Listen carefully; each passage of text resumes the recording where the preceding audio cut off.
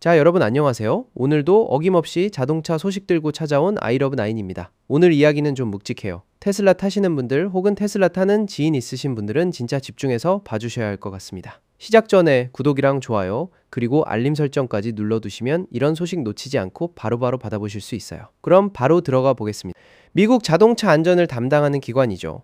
NHTSA, 우리말로 하면 미국 도로교통안전국인데요.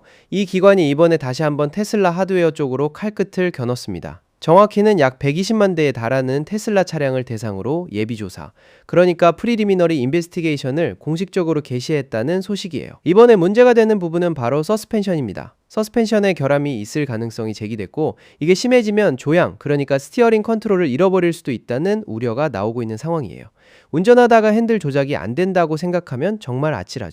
이 소식을 처음 자세하게 보도한 곳은 로이터 통신입니다. 로이터 보도에 따르면 이번 조사는 NHTSA 산하에 있는 결함조사국 오피스 오브 디펙트 인베스티게이션에서 시작했는데요. 그 계기가 된 게 바로 156건의 소비자 불만 접수였다고 해요. 156건이라는 숫자, 절대 적은 숫자가 아니죠. 그럼 구체적으로 어떤 차량들이 문제가 되는 걸까요? 이번 조사 대상은 2018년부터 2020년 사이에 생산된 모델 3, 그리고 2021년부터 2023년 사이에 생산된 모델 Y입니다. 연식 범위가 꽤 넓죠. 그만큼 조사 대상 차량 수도 120만 대라는 어마어마한 규모로 늘어난 거고요. 불만 접수 내용을 보면요, 차량 앞쪽에 있는 로어 레터럴 링크, 우리말로 하면 전방 하부 횡방향 링크 정도로 부를 수 있는 이 부품이 주행 중에 떨어져 나갈 수 있다는 주장이 계속 나오고 있습니다. 이 부품이 서스펜션 시스템에서 바퀴의 위치를 잡아주는 역할을 하는 건데, 이게 빠져버리면 어떻게 될까요? NHTSA 측에서 밝힌 내용에 따르면요, 이 전방 하부 링크가 떨어져 나가면 차량은 그 자리에서 더 이상 주행이 불가능한 상태가 된다고 합니다. 그러니까 운전자는 결국 견인차를 불러서 차를 끌고 가야 하는 상황에 처하게 되는 거예요. 도로 한복판에서 이런 일이 벌어진다고 생각하면 정말 식은땀 나는 일이죠. 더 무서운 부분은 따로 있습니다.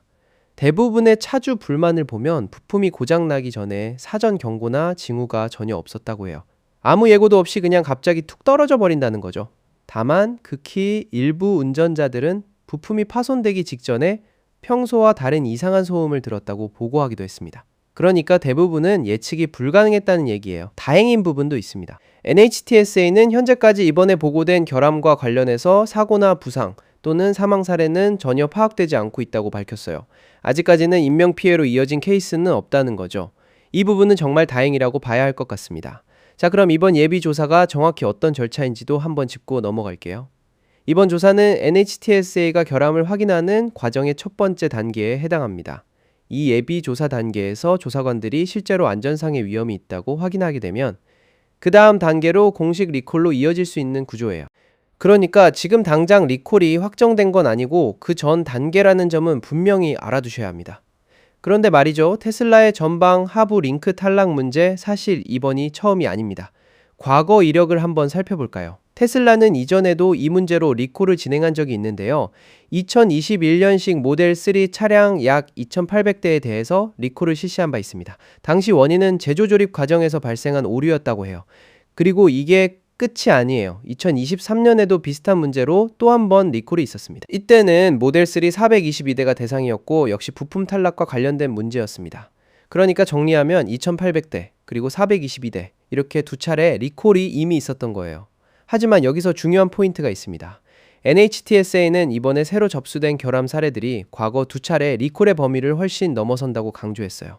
그리고 이번 문제는 과거 리콜의 원인이 됐던 제조조립 결함과는 성격이 다르고 서로 연관성이 없어 보인다고도 밝혔습니다. 그러니까 같은 부위에서 비슷한 증상이 반복되고 있지만 원인 자체는 다를 수 있다는 얘기죠. 이 부분이 오히려 더 찜찜하게 느껴지는 분들도 있을 것 같아요. 원인이 하나로 딱 정리되는 게 아니라 여러 갈래로 나뉠 수 있다는 뜻이니까요.